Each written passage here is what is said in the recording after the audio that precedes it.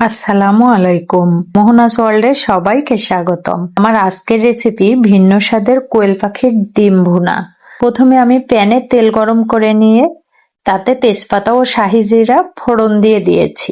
এরপর দিয়ে দিলাম পেঁয়াজ কুচি। পেঁয়াজ কুচি হালকা ভেজে নিয়ে তাতে দিয়ে দিব আদা বাটা ও রসুন বাটা। একটু নাড়াচাড়া করে নিয়ে একে একে দিয়ে দিব চীনাবাদাম গুঁড়া, লবণ, হলুদ, জিরা গুঁড়া, ধনিয়া গুঁড়া, লাল মরিচের গুঁড়া ও টমেটো কুচি। সবগুলো উপকরণ একসাথে মিশিয়ে নিয়ে পানি দিয়ে ভালোভাবে কষিয়ে নেব। মশলা যত ভালোভাবে কষানো হবে খাবারের স্বাদও কিন্তু ততটাই বেশি হবে। মশলা থেকে তেল ছেড়ে আসলে দিয়ে দিব কিউব করে কেটে রাখা আলু। মশলার সাথে আলু কিছুক্ষণ কষিয়ে নিয়ে দিয়ে দেব সিদ্ধ করে খোসা ছাড়িয়ে নেওয়া কোয়েল পাখির ডিম। আরো কিছুক্ষণ কষিয়ে নেব এবং এরই মাঝে দিয়ে দিব কয়েকটা গোটা কাঁচামরিচ।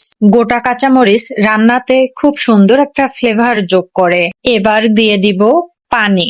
ঢেকে মাঝারি আঁচে রান্না করে নেব।